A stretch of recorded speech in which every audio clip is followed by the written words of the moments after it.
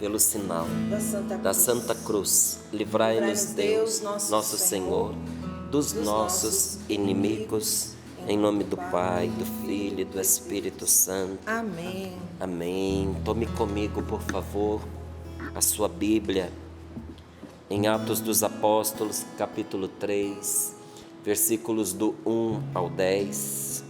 Se você não tem a sua Bíblia com você, e você pode anotar para que depois você volte a esta palavra, é importante.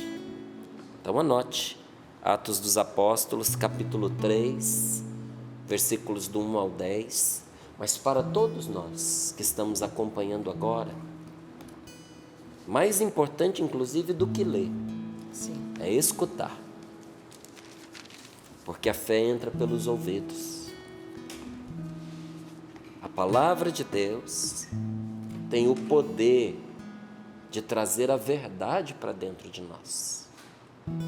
Mas a verdade pouco ajuda a quem não acredita nela.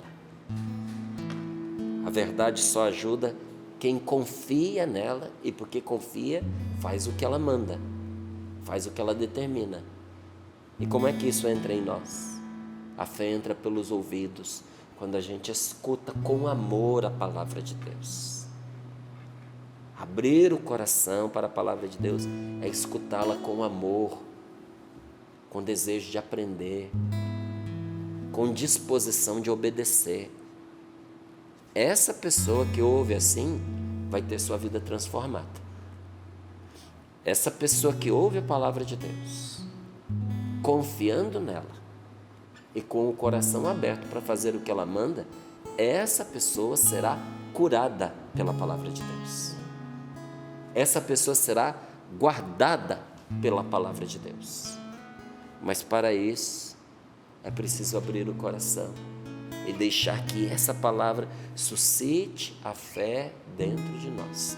Atos dos Apóstolos, capítulo 3, versículos do 1 ao 10.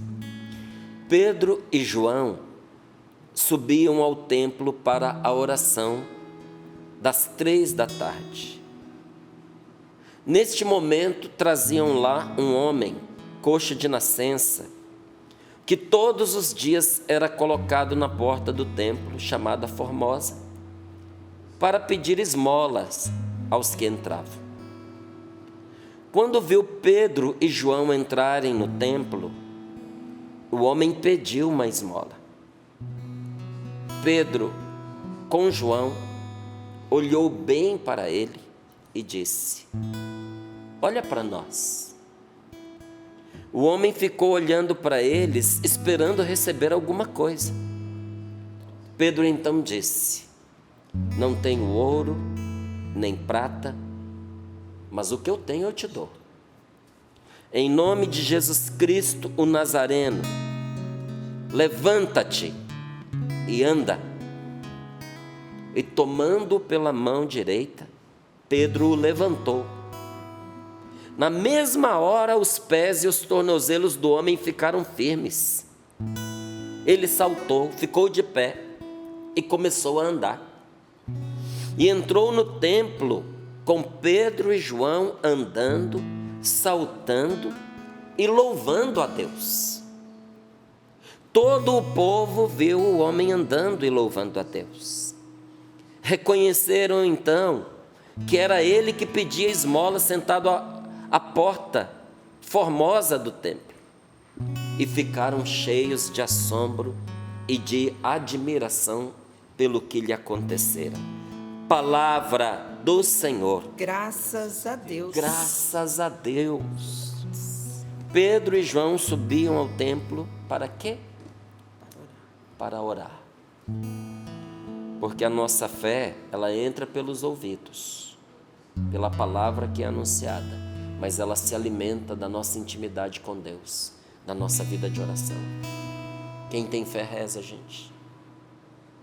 E quem não reza vai perdendo a sua fé.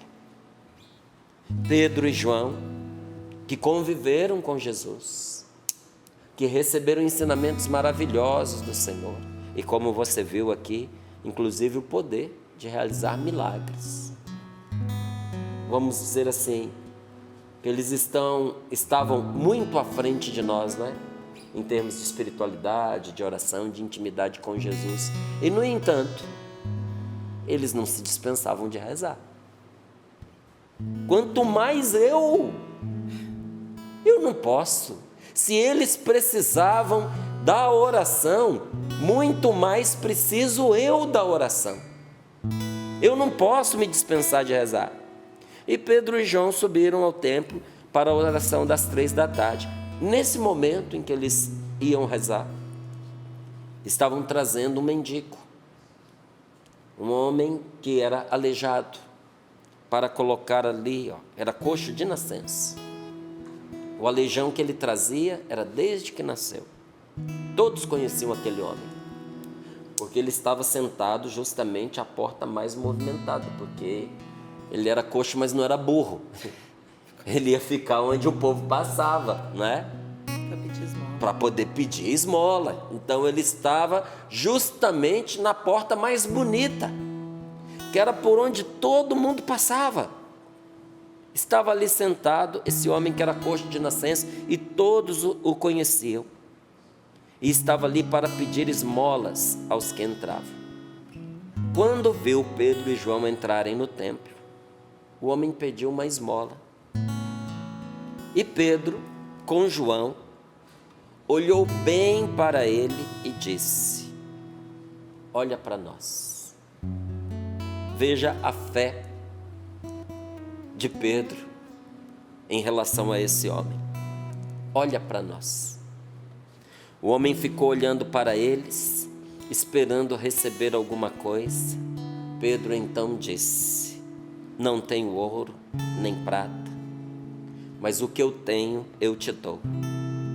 Em nome de Jesus Cristo, o Nazareno, levanta-te e anda. E eu gosto desta passagem, bem aqui nesse versículo, porque a maioria de nós, apressados em lidar com a palavra de Deus, nós já imaginamos que diante desta ordem, o homem alegremente se levantou como se nada tivesse acontecido na vida dele antes. Como se aquele aleijão nem fosse com ele. Como se ele nunca tivesse sido coxo. Mas não foi isso que aconteceu, não. Quando Pedro, olhando para ele, disse: em nome de Jesus Nazareno, levanta-te e anda, sabe o que ele fez? Nada.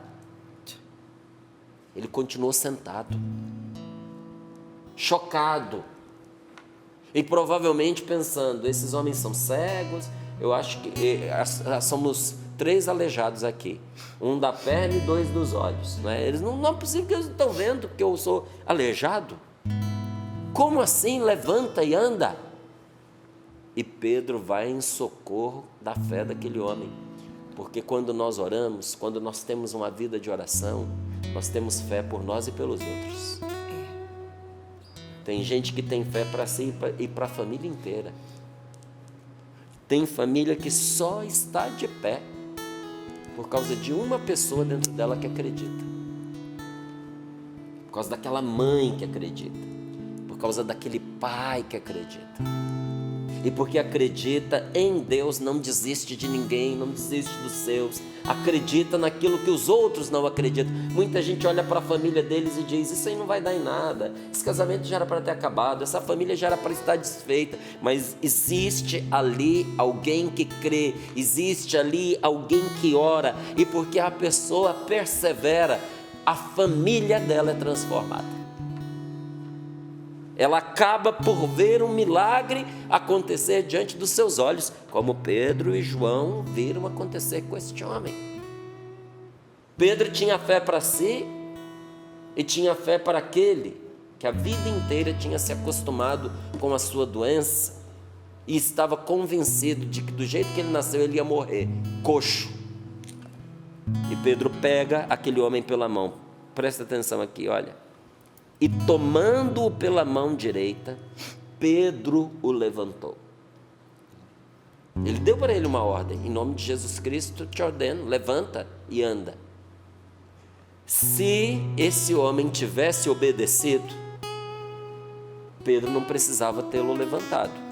Pedro não disse: em nome de Jesus Cristo eu vou te levantar. Ele disse: levanta e anda. E o que diz a palavra em seguida? Pedro o levantou. Por quê? Porque ele não conseguiu acreditar o suficiente para se levantar sozinho. E tomando pela mão, colocou ele de pé. Outra coisa que as pessoas deixam passar, sem prestar atenção. Enquanto ele estava sentado, seus pés e os seus tornozelos, vou até ler como está. Aqui, mas... Seu pé, aqui, ó, ficaram firmes. Na mesma hora, os pés e os tornozelos do homem ficaram firmes, porque a doença era nos pés e nos tornozelos. Ele tinha os pés deformados e os tornozelos também. Enquanto ele estava sentado, os seus pés não se curaram. Seus tornozelos não se consertaram. A graça só aconteceu no momento em que ele obedeceu ao que foi dito. Então não foi assim: eu fui curado primeiro, eu vi a coisa acontecer, e depois que eu vi o que aconteceu e fiquei convencido, aí eu me levantei. Se ele seguisse essa sequência que eu acabei de dizer, ele estava na porta do Templo Formosa até hoje, morto, porque já tem 2.000 anos, né? Já faz um tempinho. Mas não teria se levantado de lá. O que foi que trouxe a cura para esse homem? A fé. Ele não tinha, mas acreditou, e porque acreditou, ele teve. Essa é a sequência correta. Eu não vejo e por isso eu acredito. Isso não é fé. Entende? Se alguém liga para mim e diz assim: Márcio, olha, pode vir, porque está tudo prontinho aqui no programa para a gente começar. Eu não estou aqui para ver. E a pessoa diz para mim: pode vir que está tudo pronto, e eu acredito nela. Isso é fé. Porque eu acreditei sem ver.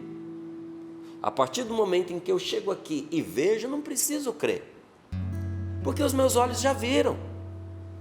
Fé é para as realidades que nós ainda não vimos acontecer, mas porque nós acreditamos, nós veremos acontecer. Então eu te pergunto: você acredita na salvação da sua família?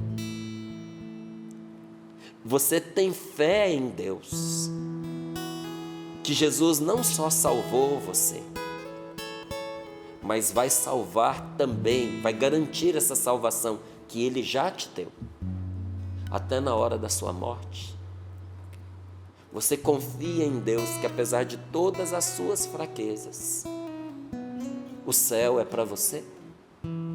Porque quem crê verá aquilo que creu acontecer. Verá acontecer. E diz que naquela hora em que esse homem ficou de pé, conta a palavra de Deus, ele entrou no templo junto com Pedro e João, andando, saltando e louvando a Deus, e todo o povo o viu, o homem andando e louvando a Deus.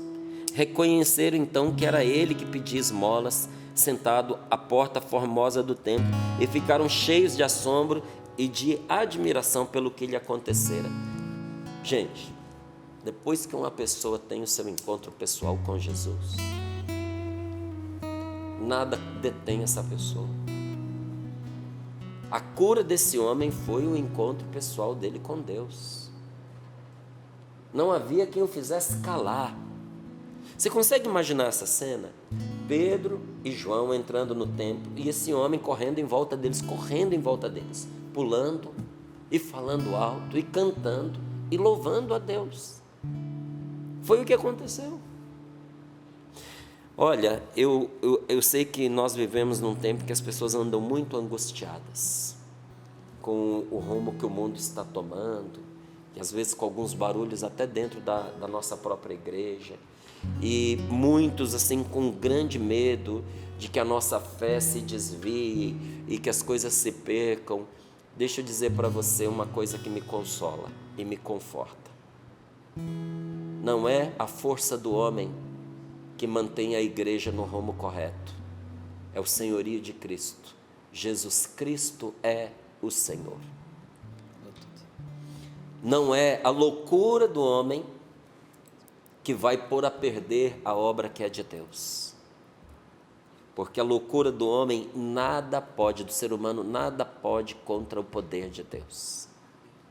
Jesus Cristo é o Senhor e o mal só chega a um certo ponto em que Deus o permite.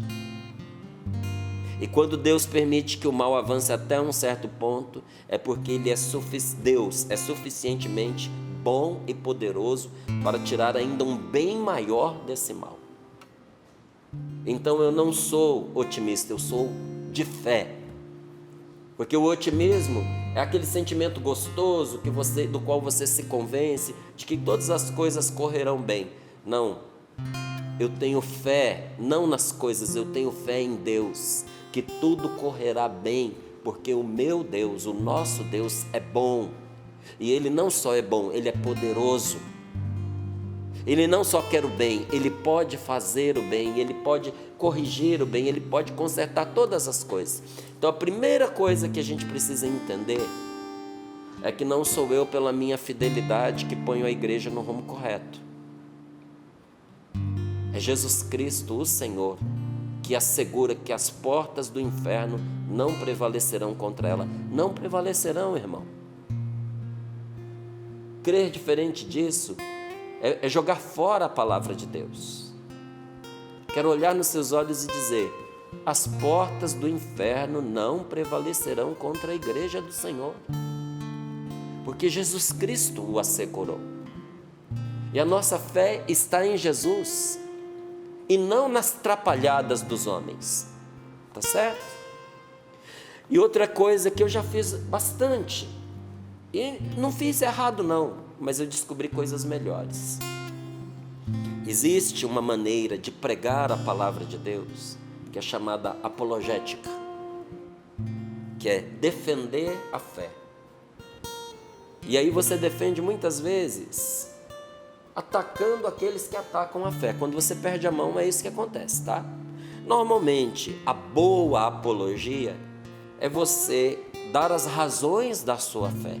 É você explicar, é você propor, não é?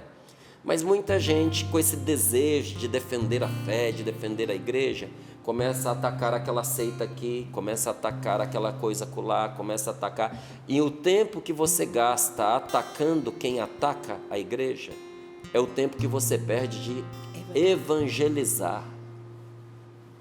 Porque não é convencendo os outros de que aquilo é errado que você traz as pessoas para Jesus. Porque a verdade é uma só, mas seita e coisa errada é a perder de vista. Quando você terminar de defender de uma, você vai ter que fazer com a outra, com a outra, com a outra. Você vai morrer se dissipando em lutar contra essas coisas, quando Jesus não pediu isso para nenhum de nós. O que Ele nos mandou? Levar a palavra de Deus e evangelizar. Porque quando uma pessoa tem um encontro pessoal com Jesus, você não precisa mais ficar dizendo para ela isso é certo, isso é errado, porque o Espírito Santo ensina todas as coisas. Aí ela tem o Espírito Santo, ela tem a palavra de Deus e tem o bom testemunho da igreja, tem o magistério, tem a tradição, não é? O que é essa tradição? Tradição não é costume, porque tem gente que acha que a tradição da igreja é um hábito, é um costume. Se fazia assim, e aí continua se fazendo assim, e aí se vai até o fim. Não, isso não é tradição, não, isso é costume, isso é hábito. E hábitos podem ser mudados, e costumes também. Mas então o que é a tradição da igreja? Tradição é a palavra de Deus dita de forma oral. Porque o próprio São João diz que nem tudo que Jesus fez coube na Bíblia. Ele diz que algumas coisas foram escritas para que nós crêssemos. Então, o que está na palavra de Deus é seguro. A Bíblia é palavra de Deus, mas a tradição também é palavra de Deus. Só que não foi escrita. Foi escrita depois, fora dos livros eleitos, né, como livros sagrados. Aí você pode até ficar desconfortável, porque desde que você nasceu que existe a Bíblia escrita, mas um dia ela não foi. Ela era passada de um para o outro, contada, oralmente. Até que houve meios para se escrever aquela inspiração sagrada que governava a vida de um povo. Você acha que no deserto, quando o povo saiu do Egito, você acha que ali, cansados de todos aqueles trabalhos, já tinha alguém ali com lápis e caneta escrevendo o que eles estavam vivendo? Não, não tinha. Houve um momento em que foi escrito, mas a tradição é a palavra de Deus ensinada. E quando uma pessoa tem o seu encontro pessoal com Jesus e ela ouve algo que é da tradição, que é a palavra de Deus verdadeira, toca dentro do coração dela e acende uma luz que diz: é verdade. E ali ela entrega a sua fé. Então veja, quando eu tive meu encontro pessoal com Jesus, eu tinha 14 anos de idade, em plena explosão hormonal. Um adolescente que enfrentou a contramão de tudo que você pudesse imaginar. Desgostos de todos os lados, porque eu resolvi assumir minha fé. Incômodos entre parentes, às vezes até dentro de casa. Reprovação dos amigos, porque aos 14 anos de idade, o que um jovem quer viver? Quer experimentar todos os prazeres, quer passear, quer virar a madrugada nas noitadas, quer namorar muito, quer ter experiências sexuais, quer levar a adrenalina ao último nível, não é? E qualquer coisa que pareça ir na contramão disso, você acha um grupo assim, bem sólido para poder reprovar. Gente, como foi difícil do ponto de vista humano o início da minha caminhada. Muitas coisas foram duras, muitas. Mas eu também tenho que te confessar que eu nem senti. Que eu estava apaixonado pelo grande amor da minha vida. E quando eu encontrei com nosso Senhor Jesus Cristo, eu mudei tudo o que na vida de um rapaz de 14 anos podia ser mudado. Eu deixei de ser triste, porque a verdade que eu descobri era imensamente feliz e continua sendo. Eu tenho um jeito e um temperamento que é uma qualidade, isso é bom, a gente tem isso, uma certa agressividade. E é bom porque é isso que faz a gente tomar iniciativa, ter alguma liderança. Mas quando você é uma pessoa triste e sem direção, a sua agressividade ela se converte em violência contra os outros, contra você mesmo. Aos 14 anos eu decidi não ser mais violento nem comigo nem com os outros. E comecei a mudar dentro da minha casa. Eu antes respondia, brigava ali com os meus pais, passei a não brigar mais, apanhei muito por causa disso, né? Por causa das más respostas, das discussões, as coisas que eu não concordava eu falava, às vezes eu falava do jeito errado. Qual a consequência disso? Eu apanhava, mas de repente eu parei de fazer assim. Eu que tinha uma ideia do sexo bastante equivocada, que vai na direção das propostas desta vida, desse mundo, que é você usar o seu corpo da maneira como você quer, sem limites, e por isso sem respeito a si mesmo e aos outros. Não precisei que ninguém chegasse para mim e dissesse: você não deve usar as mulheres como um objeto, o seu corpo não foi feito para isso. Não precisou alguém me dizer. Dentro de mim eu sabia que eu deveria me afastar de certos comportamentos, porque eles não eram bons para mim. E você pode até dizer assim, ou pensar, alguns pensam, né? Mas isso é uma castração. Primeiro, não veio de fora, veio de dentro. Segundo, ninguém tem o poder de convencer uma pessoa dessas coisas. Terceiro, não trouxe para mim tristeza eu tinha antes. Isso foi uma libertação para mim, foi uma alegria para mim, deu direção para a minha vida. Eu entendi que depois desta vida me espera a vida. E eu acreditei nisso com todas as forças da minha alma, como eu ainda acredito. Dou o meu sangue por isso, dou a minha vida por isso. E sabe o que é que isso causou em mim? libertação e felicidade. Uma felicidade que ultrapassa qualquer dificuldade, que não se abala com os momentos tristes que a vida sempre traz. Tem situações da vida da gente que são tristes, mas a gente não precisa se deixar arrastar pela tristeza. Você dizer que o episódio da partida de alguém daqui para a eternidade é totalmente alegre. Claro que não é. Você não quer se despedir da pessoa. E a morte dela, mesmo que seja a melhor morte do mundo, é triste. Porque a gente foi feito para a vida, a gente não gosta de morrer. Eu, pelo menos, não gosto. Se você gostar, cada um com o seu gosto. Não, deixa espaço para o outro. Né? Mas é um episódio triste, a morte de alguém. Ainda mais que a gente ama. Mas a gente não precisa se deixar abater pela tristeza. Então, esse homem aqui, quando topou com Jesus que o pôs de pé, ninguém mais conseguia calar esse indivíduo. Ele entrou ali cantando, louvando, bendizendo a Deus. E isso deu uma problemada logo em seguida. Continua a leitura que você vai ver onde é que isso vai levar. Levou à prisão de Pedro e de João. A prisão, foram presos por causa disso. Não só por causa do que eles fizeram, por causa do escândalo que o curado, que o paralítico arrumou. E olha que coisa maravilhosa. Aquilo que chocou a muitos, converteu a muitos. Mas tudo começou por causa da fé daqueles dois, Pedro e João. O que é fé? É você levar a sério a palavra de Deus e viver a partir daquilo que você crê. Então eu repito, fé é você levar a sério a palavra de Deus, e porque você a leva a sério, você vive a partir do que você crê, porque a fé, numa certa medida, é levar a sério a palavra de Deus, e é viver a partir daquilo que a gente acredita. O que isso significa? Significa que quando repetimos inúmeras vezes uma palavra da Escritura, porque essa palavra que está aqui, quantas vezes eu a repeti nos momentos de oração e para mim mesmo. Em nome de Jesus Cristo, levanta-te e anda.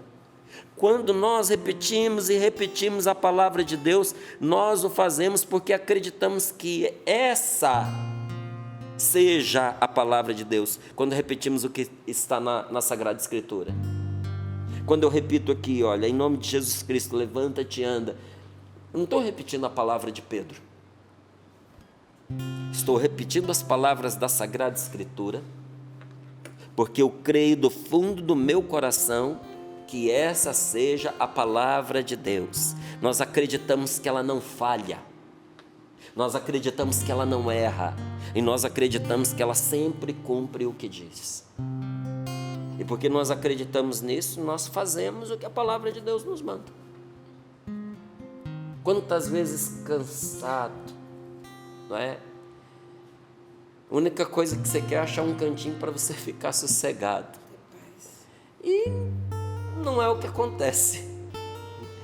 Esses dias eu não acompanhei o resultado, acompanhei a ação, não é? Porque eu estava lá, eu agi. Mas conto uma situação que nós aqui somos testemunhas também. Eu fiz uma viagem e estava muito cansado. Mas ao lado, no meu avião, sentou uma pessoa que conhece a Canção Nova e me assiste. Enquanto eu estou calado, as pessoas ainda têm dúvida, mas a partir do momento que eu abro a boca, aí elas têm certeza.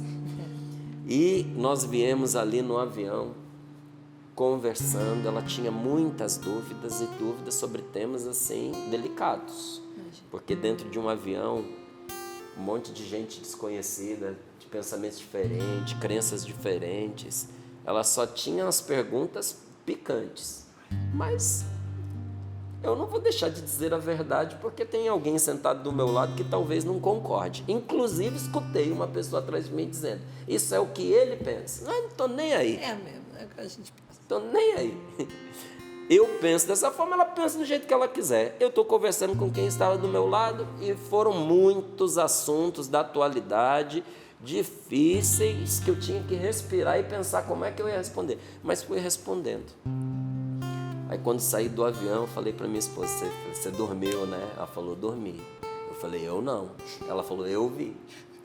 Aí eu repeti para a Rose, eu falei, meu amor, você acredita? Ela falou para mim que tinha dúvidas, mas quando eu abri a boca pelo tom de voz, ela me conheceu. Aí na escada rolante do aeroporto, terminei de dizer isso, uma mulher em lágrimas vira para mim e diz assim, reza por mim, porque eu só tenho vontade de morrer. Reconheceu pela voz. E eu disse para ela assim, eu falei, querida, vou rezar por você. Estava muito cansado, gente, você não tem ideia. Quando eu estava saindo pela porta, que a porta se abriu diante de mim, eu disse não. Voltei. Era ida ou era volta? Era ida. Voltei, chamei a mulher e disse, vem aqui, por favor. Você disse que queria o quê? Eu queria que você rezasse por mim, porque eu tenho pensamentos de morte, eu quero morrer. Eu falei, então nós vamos fazer isso agora. E ali no aeroporto mesmo, no meio de todo mundo, coloquei as minhas mãos e rezei por ela. Por que você fez isso? Porque eu tenho fé na palavra de Deus que diz, imporão as mãos sobre os enfermos e eles ficarão curados. Eu não acompanhei, não peguei telefone nem nada dessa mulher, mas eu vi a libertação do Senhor acontecer com ela naqueles 5 minutos de oração. Mas a gente não vai muito longe não. Ao final de um Sorrindo para a Vida, nós estávamos saindo daqui, a Paula com certeza as encontrou, não é? E lembraria delas. Mas eu fui abordado por uma pessoa que disse, eu estou numa depressão profunda, eu só penso em morte. Eu queria que você rezasse por mim. Eu rezei por aquela mulher, gente. Sabe quando você nota que a oração ela entra na pessoa? Foi o que eu vi. E quando eu terminei a oração que eu estava me despedindo, a irmã dela veio me abraçar e disse, há alguns anos eu cheguei aqui num estado pior do que ela. A minha depressão era mais grave. E assim como você rezou pela minha irmã, você rezou por mim. Márcio, eu estou completamente curada e restabelecida. Ela não só estava bem, louvando, cantando e bendizendo a Deus, como trouxe alguém na condição que ela estava antes. E segundo as palavras que ela disse, um pouquinho melhor, porque ela estava em condição pior. A fé da irmã trouxe a outra. Porque aquilo que a palavra de Deus disse foi colocado em prática. Vou levar as pessoas aí para você rezar. Não precisa. Não precisa. Você precisa fazer o que a palavra de Deus manda fazer. Chame a pessoa. E com todo o amor do seu coração, reze por ela. Coloque em prática o que a palavra de Deus ensina. Porque não somos nós quem curamos as pessoas. É Cristo que se faz presente quando eu confio nele o suficiente para obedecer o que ele mandou. Imporão as mãos aos enfermos, orarão pelos doentes e eles ficarão curados. Então, eu acredito que a palavra de Deus é verdadeira, que ela não falha, que ela cumpre o que ela diz. Então, quando dizemos em meio a pensamentos depressivos, porque todos nós temos, não pense você que quem já está há anos na caminhada não é tentado e não tem pensamentos depressivos, todos temos. E quando nós dizemos em meio a pensamentos depressivos, uma palavra como por exemplo aquela, quem está em Cristo é nova criatura, o que era velho passou, e um mundo novo nasceu para esta pessoa. Quando nós proclamamos isso, em meio a pensamentos negativos, que só colocam a gente para baixo, repetir o que, Márcio? Quem está em Cristo é uma nova criatura, passou o que era velho, uma realidade nova nasceu para esta pessoa. Nós fazemos porque nós acreditamos realmente que nós somos criatura nova em Cristo. Eu vejo em mim as marcas da velha criatura. Eu vejo em mim as marcas do pecado, eu vejo em mim as marcas da limitação, eu vejo em mim as marcas do cansaço, eu vejo em mim as marcas da idade, tudo isso eu vejo em mim, mas eu vejo mais do que isso. Eu vejo em mim a luz de Cristo. eu vejo em mim a salvação do meu Senhor.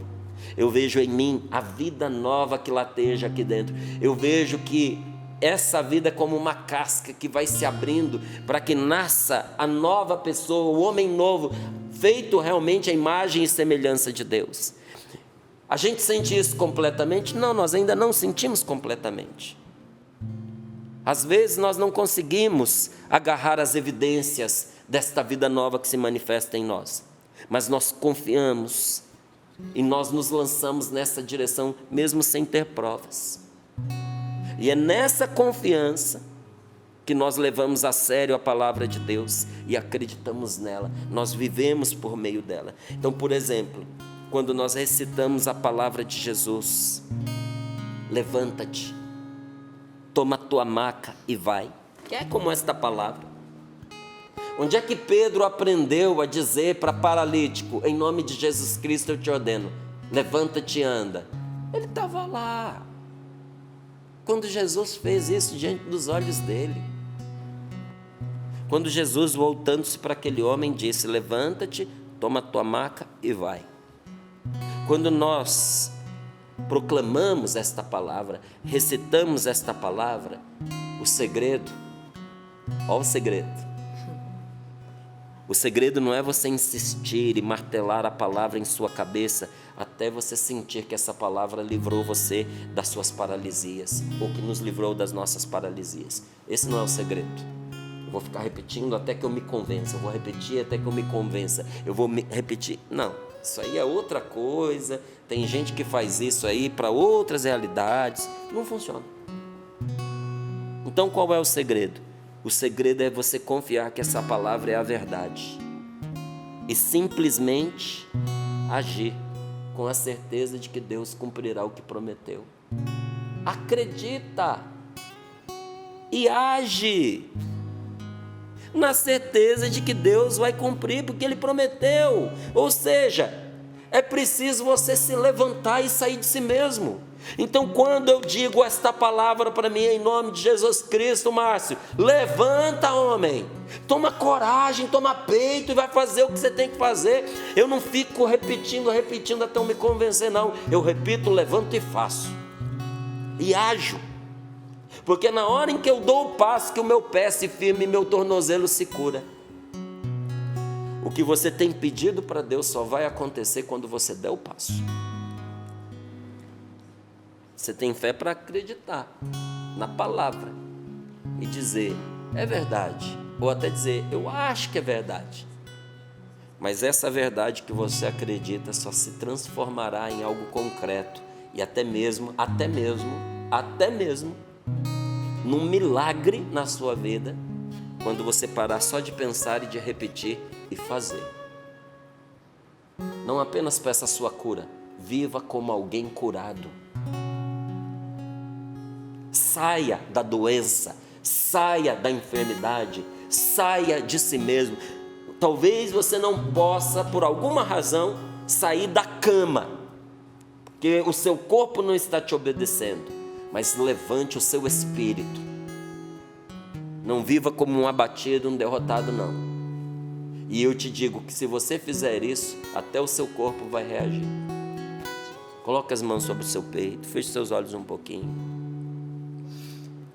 Paralítico, ao ouvir a palavra de Jesus, ele não esperou até sentir que a paralisia o tinha deixado.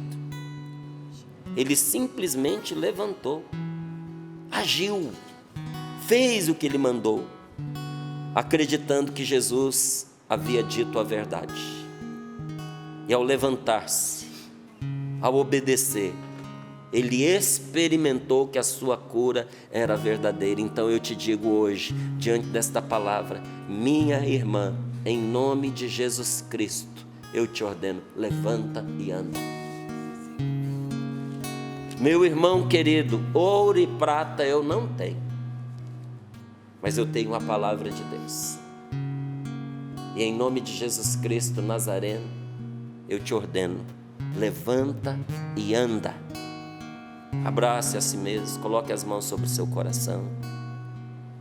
Muitas vezes nós também nos sentimos bloqueados, paralisados de expectativas exageradas, de medos daquilo que os outros poderiam pensar de nós.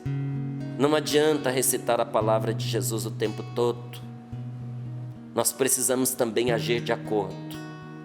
Não podemos esperar até sentirmos dentro de nós a força, até sabermos com certeza que essa cura ocorreu. Não, nós devemos simplesmente agir conforme aquilo que a palavra diz. É preciso a fé, que aceita como verdade o que Deus nos diz, e a coragem de agir conforme a palavra de Deus. Diga: Senhor, dá-me esta fé. Senhor, dá-me esta coragem. Eu creio na tua palavra, agora eu preciso agir de acordo, e isso só o teu Espírito Santo pode me dar. Por isso estou pedindo, Senhor, derrama sobre mim teu Santo Espírito, para que esta palavra se cumpra na minha vida. Hoje eu preciso, em nome de Cristo, me levantar. Vem, Espírito Santo, tu que curas os nossos aleijões, tu que corriges as nossas deformidades, vem sobre nós, Senhor, e nos coloca de pé. Você que precisa se levantar, diga: vem, Espírito Santo de Deus, e coloca-me de pé.